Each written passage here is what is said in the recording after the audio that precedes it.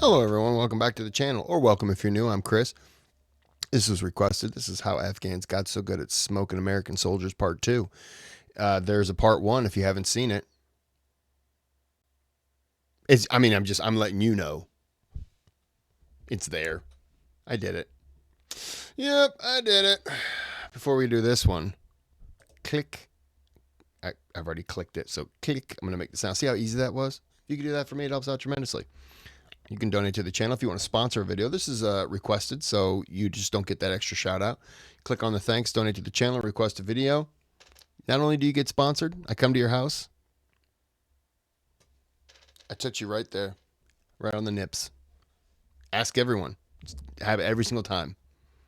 So, without further ado, and done with the molestation talk, let's get into the video. This will be one video. On the night of June 27, 2005, a Chinook helicopter dropped a 4-man Navy SEAL team into a valley called... Look, Ma, it's me. I made the Navy SEALs. Oh, no, that wasn't me. My bad. Abasgar. By the following morning, they realized they were completely surrounded, and a fierce firefight ensued, lasting into the afternoon. After several unsuccessful attempts, the team leader Michael Murphy was able to make contact to headquarters via satellite phone, after which another Chinook helicopter was sent in, containing 8 more SEALs and 8 other commandos. The troops raced from Bagram airfield, and as it exposed itself from behind the ridges of the Abasgar, an RPG screamed toward the rear transmission. The Chinook plummeted into the mountains, killing all 16 on board. 3 of the 4 SEALs they were sent to rescue were also killed, the lone survivor being saved by locals. Aside from 19 Americans killed, the fighters under Ahmad Shah captured some useful hardware, I'm guessing this is from the movie The Lone Survivor. This is the true story behind it. including night vision goggles, suppressed M4s, grenades, GPSs, and apparently a laptop. The Americans responded by sending a B-52 bomber, which dropped bombs on a village, killing 17 civilians. Over the next year, the U.S. military entrenched itself deeper and deeper into the Page River Valley.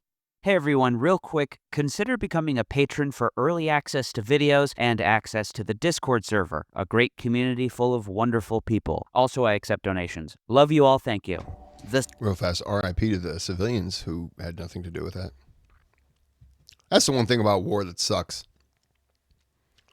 Is that, people who don't deserve are always caught up in everything. And that's too bad. Symbolic meaning afforded the region by the death of 19 service members made for a strong, if not hopeless, commitment. The Afghan author Emran Feroz wrote of the Page Valley in his Graveyard Empire, 4 decades of wars and intervention in Afghanistan. The valley is famous for its winding streets and rivers, and for its guerrilla warfare. Back in the 1980s, the Mujahideen rebels successfully fought the Red Army here, shooting down Soviet helicopters. Years later, numerous elite soldiers of the U.S. Army would also discover the perils of the Page Valley. The eponymous Page District is also home to the famous Korangal Valley. The valley serves as a good encapsulation of the American failure in Afghanistan. U.S. troops deserted it as early as 2013. This delighted the local population. Many of the people with whom I spoke made no secret of their contempt for the foreign troops, proudly pointing out the empty bases in the area. It is good that these oppressors are gone. God is great, a young man from Page Valley told me. Indeed, Carter Malkasian observed of the valley's inhabitants, the Korangalis. Their anger was particularly sharp. Sit down. Sit down. If I go with you, I'm not gonna go with you right now. I will come back to the car. No, he's going with us. You're not understanding that I don't fucking care. The Korangalis fought because Americans had Yeah, it's typically the attitude that works well with people you're trying to get information from or trying to be polite to. Yeah, I'm just joking. No, that's not the way to approach. I mean, why didn't we just show up and start stomping on their toes? Hey, can you answer a question? But before you do, all right, now I'd like to ask you a question. You just look like, what was that about? Oh, I just figured now I could ask you a question and, well, I'm not going to answer it now, am I? Can I stomp on your feet? No. If you did that, I'd have to kill you. Oh, well, that's fair. Intruded upon their valley, not to overthrow the Afghan government, nor to support al-Qaeda. When U.S. troops deployed to the Korengal Valley, they faced perhaps the toughest fighting the U.S. Army had experienced since Vietnam. The stunning mountains, narrow valleys, and forests offered insurgents cover, concealment, and high ground to kill from a distance.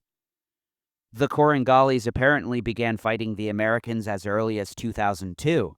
Early that year, U.S. Special Forces were traversing the lands of local timber cutters, who apparently were obligated to fight foreign invaders. Writes Feroz, much of the population of the Pech Valley is not only traditional Sunni, but also Salafi, as can be seen from the numerous nameless gravestones in its graveyards. Non-Muslim invaders are thus viewed all the more resolutely as enemies who must be fought. The man who'd lead the timber cutters was named Haji Mateen. Mateen was incensed with the Americans after a bomb completely destroyed his home. A Marine battalion had called in the airstrike. Yeah, that'll do it. You know, if a foreign force were in America and they bombed my home, killing my family, they would probably not receive Christmas cards from me. I'm just saying. So, yeah, I can relate to that. He'd lead the fight against the Americans for the next 5 years, during which his home was bombed once again, further contributing to his rage. Over the course of a year, from June 2007 to June 2008, Sebastian Junger made some 5 trips to the valley, embedded with Battle Company of 2nd Battalion of the 173rd Airborne Brigade. It was a deadly period. I have that book. I never read it. He died. That Sebastian. He died covering something else. It was after the book, clearly. But yeah, I have that book. Never read it. My interest changed before I even got a chance to read it. For U.S. troops. In November 2007, a fellow unit of the 173rd Airborne, Chosen Company, had suffered heavy casualties in nearby Nuristan province. On the 9th day of the month, 14 soldiers and a Marine walked into the middle of a full 360-degree circle of sandbagged positions. The troops took fire from all sides. 6 Americans were killed, and every other person there was injured. As noted by Junger, an American patrol hasn't taken 100% casualties in a firefight since Vietnam. Battle Company, says Junger, was surrounded by high ground, and to mount an attack, local fighters had only to scramble up the backsides of the ridges and pour machine gun fire down into the compound. This is called plunging fire, and it is hard to suppress or take cover from. The only way to fix the problem was to take over the high ground with small outposts, but these positions then also became vulnerable to attack. Quoting Captain Dan Kearney, Battle Company's commander, I was blown away by the insurgents' ability to continue fighting despite everything America had to throw at them. From that point on, I knew it was, number 1, a different enemy than I fought in Iraq, and that number 2, the terrain offered some kind of advantage that I'd never seen or read or heard about in my entire life. Indeed, Feroz observes, they would see that it was almost as if the valley had been created for guerrilla war. As soon as the combat helicopters of the U.S. military entered, fighters could hear them due to the numerous ravines and mountains, and prepare themselves accordingly. As Malkasian described the Mountain Valley campaigns, defeat followed defeat. On the 1st of May of 2009, fighters completely overran the outpost at Bari Alai and killed 3 Americans, 2 Latvians, 3 Afghan soldiers, and additionally captured 12 Afghan soldiers. In September, a column was ambushed as they approached the village of Ganjgal, near the border with Pakistan. Jonathan Landay, reporting for McClatchy, was present. We walked into a trap, a killing zone of relentless gunfire and rocket barrages from Afghan insurgents hidden in the mountainsides. The fighters taunted them over the radio. "We will do to you what we did to the Russians," the insurgents' leader boasted over the radio, referring to the failure of Soviet troops to capture Ganjgal during the 1979 to 1989 Soviet occupation. The fighters displayed their much-lauded infantry tactics, dashing from boulder to boulder, diving into trenches and ducking behind stone walls as the insurgents maneuvered to outflank us. The terrain, craggy ravines and sweeping, tree-studded mountains riddled with boulders and caves, was made for guerrilla warfare. 4 U.S. Marines were killed, and Army Sergeant First Class Kenneth Westbrook died a month later from his wounds. That same month, on October 3, 2009, some 400 fighters attacked combat outpost Keating in the Kamdesh Valley. Again, the attackers nearly overran the position. Again, U.S. forces withdrew shortly after the battle. U.S. forces had now withdrawn from almost all of Nuristan. 8 Americans were killed. Overall, 120 Americans died fighting in the Korangal and other mountain valleys. And 312 Americans had been killed over the course of 2009. But that amount would increase substantially following Obama's troop surge. Despite his reluctance to escalate the war that he wanted to end, military commanders were intransigent, a problem that would plague his successor, keeping him from ending the war and pulling troops out of Afghanistan. The Obama administration, by swelling troop numbers up to some 100,000, aimed to slow the spread of the Taliban. This was achieved, albeit temporarily. Though this tactical success was far from decisive, there had been no tipping point. Any progress made was expensive in cash and blood. 499 troops would be killed in 2010, 418 Americans killed in 2011, by comparison, was seen as breaking the Taliban's momentum. Indeed, 2011 still witnessed considerable bloodshed, including an incident infamous as the single greatest loss of life for U.S. troops in Afghanistan. In a testament to the utility of a single rocket-propelled grenade, on August 6, 2011, an RPG-wielding fighter fired a round into the rear rotor blades of a Chinook helicopter. In less than 5 seconds, it spun into the ground and exploded into a ball of flames, killing 15 SEAL Team 6 commandos, their military working dog handler, 2 other SEALs, 4 Navy support personnel, 5 Army helicopter crew, 3 Air Force special operators, 7 Afghan Army commandos, and an interpreter, for a total of 30 American service members killed and 8 Afghan allies. Though this was after Obama had decided that the tide had turned. In June 2011, he announced a troop drawdown. Thus, the surge, the height of America's Afghan war, came to an end. It was a tactical success, but a strategic failure. The costs had been too great. They signaled to Obama not only the unsustainability of the surge, but the unsustainability of the whole Afghan endeavor. At the time of the surge, the war correspondent C.J. Chivers reported for the New York Times that snipers imperil U.S.-led forces in Afghanistan. 5 Marines and 2 Afghan soldiers have been struck here in recent days by bullets fired at long range. That includes 1 Marine fatally shot and 2 others wounded. Almost every American and Afghan infantryman present has had frightening close calls. Some of the shooting has apparently been from Kalashnikov machine guns. Most small arms fire had been inaccurate up to that point, which can happen for any number of reasons. These include a lack of stocks on weapons, loose screws, lack of military-grade training, etc. But this more familiar brand of Taliban shooting has been punctuated by the work of what would seem to be several well-trained marksmen. Indeed, Mark Zelinsky admitted, by 2014, The Taliban have produced excellent sharpshooters. The Taliban's use of camouflage, effective stalking, high-powered optics, and coordinated engagement has made them formidable shooters. By April of 2010, the Taliban's top shooter shot and killed 7 British troops in a 5-month period. The Daily Mail reported that on February 9, 2011, 2 paratroopers were killed by a single shot from a Taliban sniper. Intelligence reports found that the Taliban sniper was a 55-year-old ex-Mujahideen fighter who used an old British-made Enfield rifle and traveled around on a motorbike. He was described as the most well-trained and patient assassin we have come up against in Afghanistan.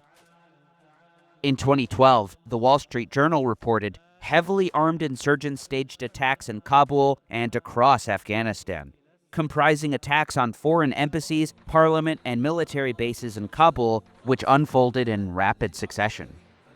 Another lethal development reared its head that year, as Afghan troops began turning their weapons on their Western backers. Dubbed insider or green-on-blue attacks, disgruntled soldiers and police officers, some recruited by the Taliban and some not, shot NATO troops. 44 of these attacks occurred over the course of 2012, killing or wounding 142 coalition soldiers. These terrifying attacks, extraordinarily difficult to predict or prevent, accounted for almost 20% of Western forces killed in action in 2012. In one particularly successful attack, an Afghan soldier killed 4 French soldiers and wounded another 15. By the end of the year, the French withdrew from the country. Indeed, the only thing that seemed to curtail these attacks was the drawdown of foreign troops. One eerie example of a green-on-blue attack occurred in May of 2012, after 2 Royal Air Force policemen posed for a photo with a young, frightened Afghan policeman who'd apparently wet himself, a chilling omen of what was to come. After posing for the photo, the man opened fire on Corporal Brent McCarthy and Lance Corporal Lee Davies, killing both. The offensive in the summer of 2013 followed the secret passing of the Taliban's longtime leader, Mullah Muhammad Omar, who founded the movement from humble beginnings. Omar was famously elusive, meeting with very few people and mainly communicating through couriers. Few can claim to have spoken to him directly, and many details of his life are simply unknown. Few images of him exist. His closest confidants decided to keep his death a secret, even from the Taliban, for years. His death became known to the world at large only in 2015. All the offensives in between were carried out in his name from the grave. The Taliban's maneuverings greatly changed in the intervening period, writes Antonio Giustozzi. Much of the increased casualty rate of the Afghan security forces after 2014 appears to have been due to the shift of the Taliban towards greater military professionalism. When you've been at war for so long, you're picking up what your opponent does, you know, what Russia did, what America did, what, I don't know, what the British do, what the French do. You pick up on things and you see what works and you adapt. It is what it is. And when they're fighting all different kinds of nations, they're going to pick up what works, pick up what doesn't. Well, not pick up. They're going to forget what doesn't, change tactics, and go from there. You can't help but get better and find other people who can get better. And yeah, you can go from just weekend warriors in a way to people who this is what they do. And they become proud in some aspects of, you know, what they can accomplish. And so, yeah, I can see the military professionalism coming from fighting tribes, you know, other tribes in the nation, to fighting other countries. And yeah, you just build on that. So yeah, and it's a history. It's a country with a history of doing, of fighting. So yeah, I can see this. Times change. You eventually figure out you got to change with them, and you adapt, and you know, that's what makes you difficult. That's what makes any country difficult. This effort was not in vain, as after 2006, the key battles in the American war in Afghanistan occurred in 2015 and 2016. And their shift in professionalism only continued, writes Gistosi. After 2016, the Taliban were gaining an edge over the Afghan security forces, whose performance and capabilities stagnated while the Taliban improved their equipment and training. Elite Taliban units started using night vision equipment and laser pointers as standard, and were quite proficient in small unit tactics. There is little doubt that in direct encounters, the Taliban were increasingly able to inflict much higher casualties on the Afghan security forces than they were taking. The offensive of 2015 began at 3 a.m. on the 28th of September, comprising a series of coordinated attacks across northern, southern, and eastern Afghanistan, resembling the 2006 offensive on a much larger scale. The Taliban's new leader, Akhtar Mansour, launched his fighters toward the provincial capitals in a dramatic escalation of the conflict. In just 2 days, they captured Kunduz, their first provincial capital since their devastating ouster in 2001. By the end of the year, parts of 6 northern provinces were in Taliban hands, something unimaginable 2 years prior. Some 20,000 Afghan soldiers and police were killed or injured in 2015, up from 15,000 in 2014. Worse yet for the government, the army and police often decided to flee, the military version of a run on banks. Indeed, over and over again, well-equipped soldiers and police facing inferior numbers of Taliban retreated after barely putting up a fight. The superior morale of the Taliban, compounded by corruption and dilatory U.S. air support, is the primary explanation for the defeats of 2015, the year of the Taliban's greatest successes since 2006. No doubt imperiled by the Taliban's successes on the battlefield, Obama ordered an unprecedented drone strike inside Pakistan to kill Mansour, leader of the Taliban, for less than 1 year. His successor still reigns today, and is seemingly as elusive as Mullah Omar, with apparently only one unverified photo of him online. Again, few details of his life are known for certain.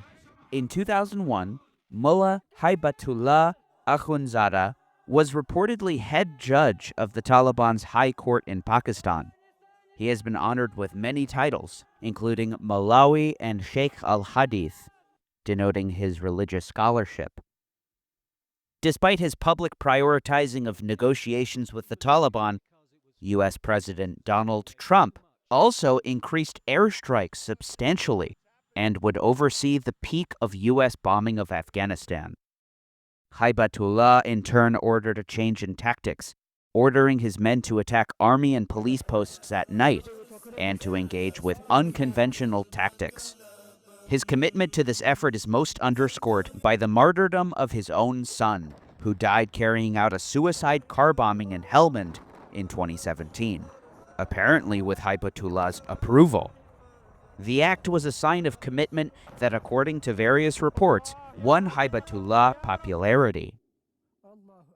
Many men had tried to kill the powerful police chief of Kandahar province, the General Abdul Razik. A bomb was apparently placed under his chair in a meeting at the Kandahar governor's palace with Emirati diplomats. He had stepped out of the room when it went off. He narrowly avoided death, but the blast killed 11 people, including 5 UAE diplomats and Afghan officials. This was just one of several bombings in quick succession. 2 suicide bombers that same day killed some 30 people outside Parliament, and another suicide bomber in Helmand killed 7. What was that guy doing? Listen, folks, I understand a bomb went off. We have important business to figure out here, okay? We have to figure out who here is going to get shoes and who's not, because we have a place in order soon. And I don't know about you guys, but we can't allow these bombs to interfere with our work. It's like they got hands on his shoulder, like, hey, bud, come on, we can order shoes later. Let's get out of here. The guy's like, no, we gotta figure this out. This is very important. It could be said that Razik's days were numbered. He was a prolific killer of Taliban fighters. In December 2010, he told the journalist Michael Hastings, referring to captured Taliban, "We don't take prisoners." After fierce fighting during the summer 2014 campaign, Razik announced in a security meeting, "I have ordered my soldiers not to let Taliban live from now on." By October 2018, the Taliban had recruited a bodyguard for Kandahar's governor, a man named Abu Dujana. That's not what you can't say that. I understand, frustration over things. Trust me. You can't say that. Because now the Taliban has, if the Taliban are capturing people and they're treating them nice, which I don't know. I'm just, if they're doing that and you're doing the same thing, and then all of a sudden the Taliban just start capturing people and killing them, I understand if you're going to kill them. Okay, I get it. But you are ratcheting up if you're fighting this group, and this group hears it. They're just going to be like, cool. Hey, he's saying that, so hey, we're going to do the same thing. Like, all you're doing is saying, hey, look, this is chess, right? I've just moved.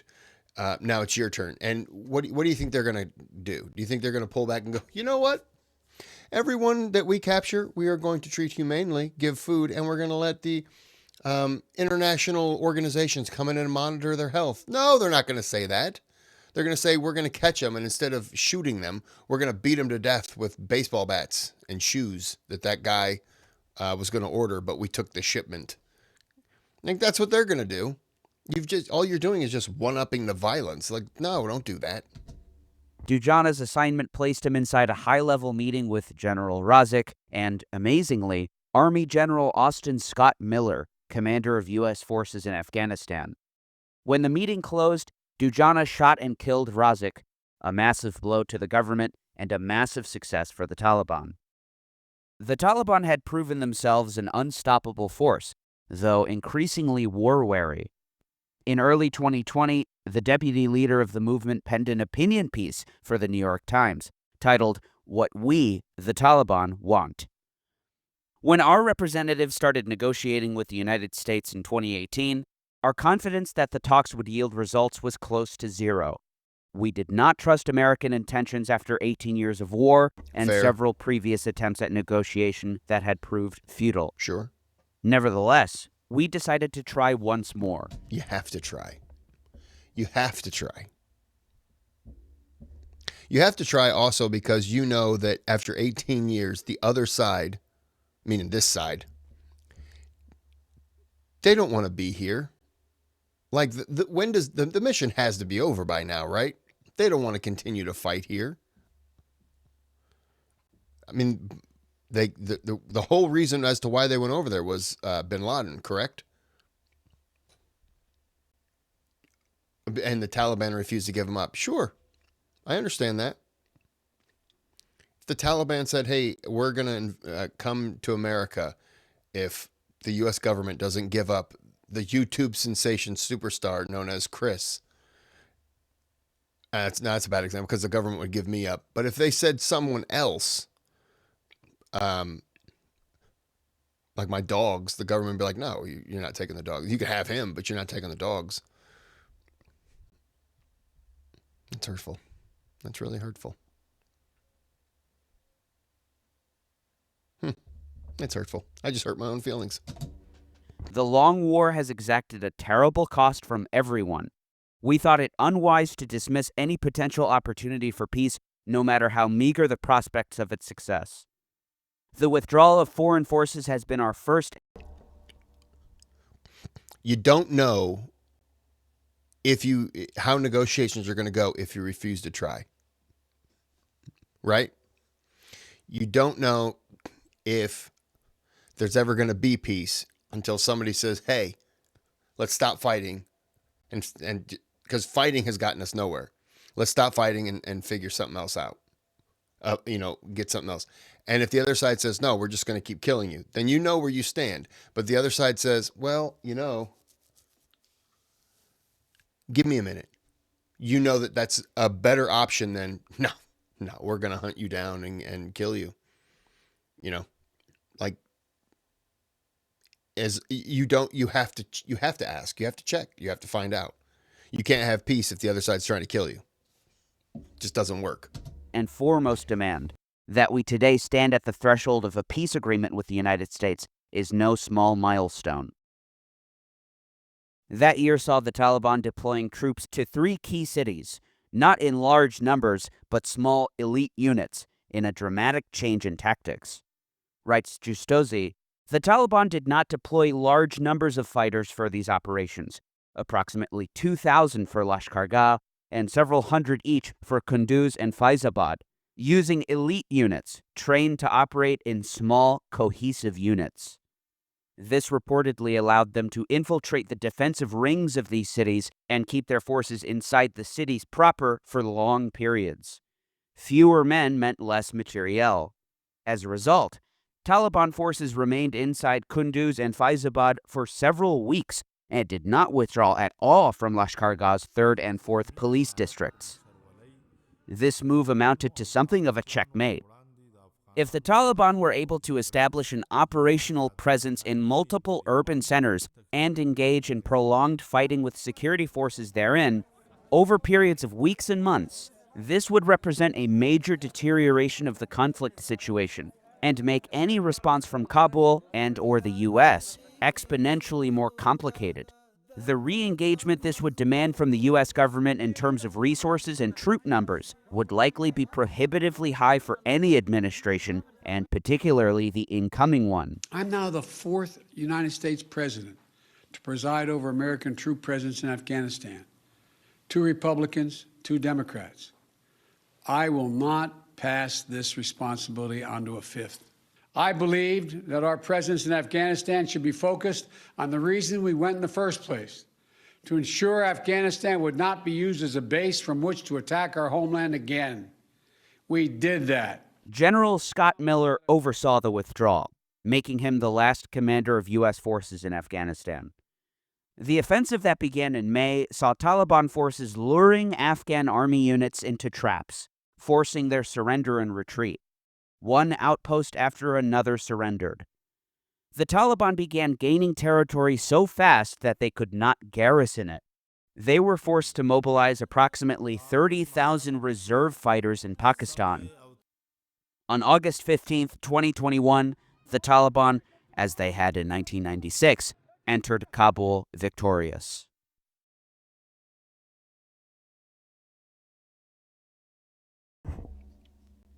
I was going to say, what was happening? Oh, it just ended. Okay. All right. Yeah, look, I mean,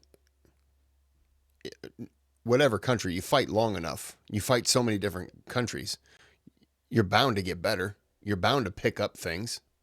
And that's what they did.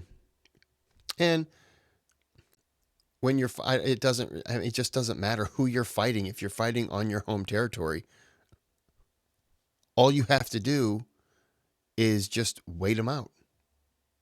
That's it. We did it. I mean, granted, we had help from France and a lot of other countries, but yeah, that's all. All you have to do is fight to not lose. You fight to not lose, and you just drag the conflict out. You will eventually win. Granted, this went on a hell of a lot longer than I actually anticipated it, but it is what it is. Okay, well, that was good. I ran out of iced teas and ate all my cheese. So, I'm disappointed on that aspect. So I'm going to go get some more, but I'm going to end this now. Thanks for watching. Until next time, have a good day, have a good night. That was for you.